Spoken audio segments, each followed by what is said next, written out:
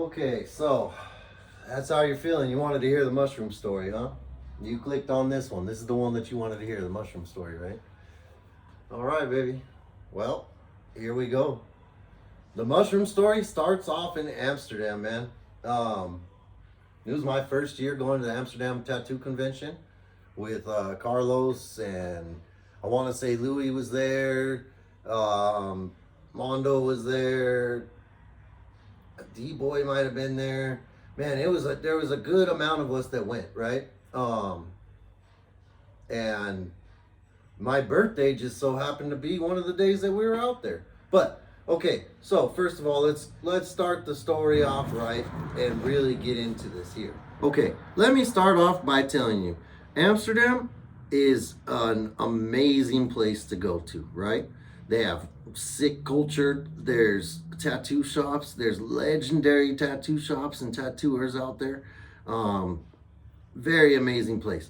The convention, super sick, right? Like it's you do a solo booth, so you're working next to people that you are with, almost like you're in a booth, but you have your own booth, like a cubicle kind of, and then there's a booth next to you and a booth next to you, and everybody's by themselves.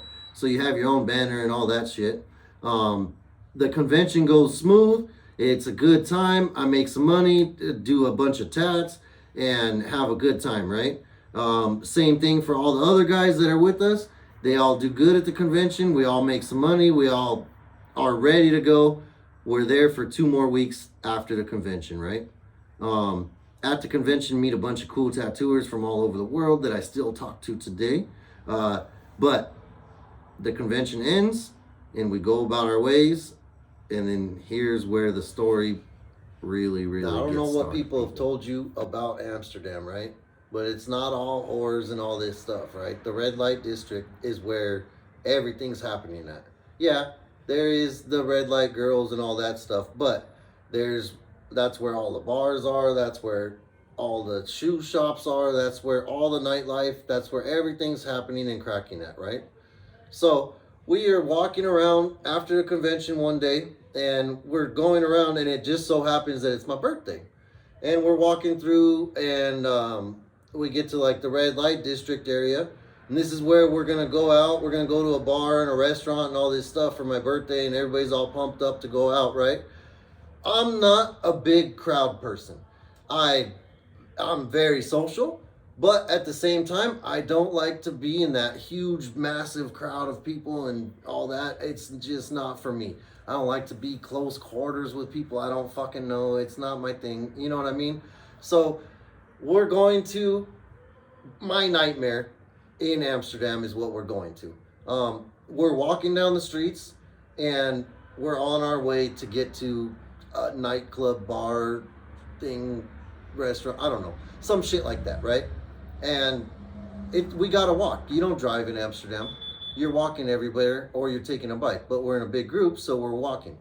And as we're walking through the red light area, I see and I spot out this mushroom shop that I have heard about, right? Now, I took mushrooms a few days before and whatever, not a big deal. But I heard about the Mario mushroom shop, right? And I heard that all it's got is this little Mario mushroom neon, and that's it. And it's in the middle of the red light district somewhere. And so a few of us had split off, and we were all gonna go meet at this restaurant. So I'm wandering around the red light and just, doing my thing solo kind of. And that's when I stumble upon this mushroom shop. And I find it, the Mario mushroom shop. I'm like, oh, I see the neon on it. It's like, oh, one of those moments. Okay, so now here's where the story really gets started, baby. I walk into the Mario mushroom shop.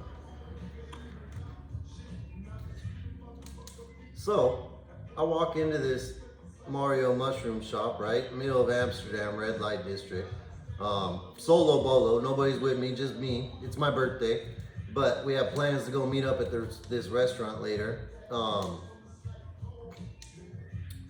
I walk in, there's 2 tourists in there, and I want to say they sound like they're from England or something, and it's a couple, and the guy tells me, he's like, hey, hang on, and he talks to them and deals with them, and it just looks like one of the normal mushroom shops, you know, nothing crazy.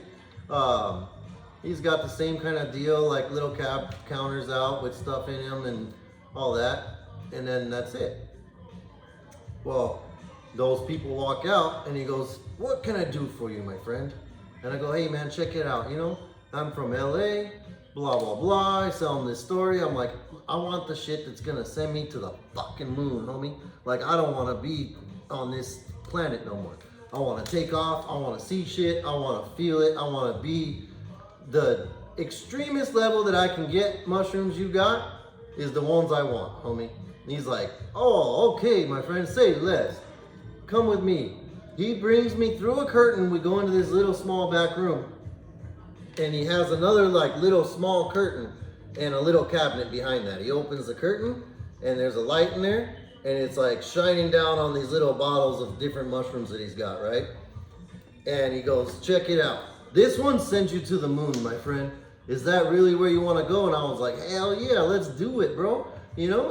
And he goes, "What do you want?" I'm like, "Oh, give me, I don't know, $100, right?" He goes, "Hey, check it out, man. This is for 4 people. Split this with 4 people. Do not eat all of this." And I'm, "Oh, yeah, okay." I get the bag, I stick it in my pocket, and I take off, right? Go about the night, start eating them. And it's kind of ground up, like almost like popcorny, and it's in my pocket, and I start grabbing little handfuls and eating it, right? Well, we get to the fucking restaurant, club, bar thing, right? We go in, and it's wall to wall people, like people shoulder to shoulder to you, and I'm like, dog, fuck this shit, you know? We're in the club. I pull the bag out. I've been cool and chill this whole time, right? The club, first of all, the club didn't really want to let me in, me specifically. Carlos is there, fucking Louis is there. All these fools are there that are all tatted, but me specifically, they weren't having it, right? So we get in there, like I said, wall to wall people. It's kind of like my birthday party. We're going out. It's other tattooers invited us there, but it is my birthday, and we're, you know, so I'm fucking feeling pretty good. I get in there, wall to wall people, pull the bag out of my pocket. This 4-person splitting bag, right? It's crumbs in there. It's almost empty. I'm like, oh fuck. Wall to wall people. Now I start to panic, right? Before I was straight. Now that I know that I ate all of it, and I'm in this building with wall to wall people, surrounded by people I don't know that are European, speaking different languages, and all this crazy shit's going on, I panic. I freak the fuck out. I'm like, dude, I gotta get the fuck out of here, right? So I get the fuck up, and I leave the club, or the restaurant, bar, whatever. I want to say it was a club because it was just so packed, but it was like a bar restaurant type deal, right? I'm like, fuck this. I gotta get the fuck out of here. I jam. And then this is, you know, where the story starts to get really deep now. Yeah, I take off from the club, and then I start walking towards fucking Burger King of all places. So here I go, right? To Burger King. Now the shrooms are really kicking in, man. And when I say kicking in, I'm talking about, I look down in my hands and I see these little pores coming up and stuff, and I can feel that, and I'm tripping, right? Like tripping. And I walk into Burger King and my mouth is so dry. I walk up to the lady, I'm trying to tell her number 4. She don't understand what the fuck I'm saying. And all I could blurt out was large Coke. And fucking, so she gives me a Coke, I buy a Coke, and I get a Coke and I start drinking it. I remember just the bubbles hitting my tongue, and it felt like little baby hands on my tongue grabbing each bubble. That's the only way I could explain it. It was crazy. I'm in Burger King. I go to fill up my drink, I remember. And I sit back down at the booth, and I look at these kids next to me, and they start to giggle and laugh. Now, of course, because there's some fucking weird tatted motherfucker next to them, you know? But I'm all shroomed out, so I'm like, oh, fuck this. They know I gotta get out of here, right? So I take off with my Burger King cup full of Coke, and I jam. start walking the Amsterdam streets solo. Nobody knows where I am. I have told nobody about where I'm going or doing or any of it. I'm just taking off on a solo mission. It's probably like 11 o'clock at night, and we're in downtown Amsterdam in one of the circles, if you know Amsterdam, and I take off. I just jam and leave everybody, right? Well, wasn't the best of ideas, people, because I didn't know exactly where the fuck we stayed at. I just know that we were in the Jardin district, and then that was it. I didn't know shit else. I didn't know where the house was. I didn't know what the house number was. I knew what the house looked like, and it was a black house. And then that's it. Now, if you've ever been to Amsterdam, all the fucking houses and streets look the same.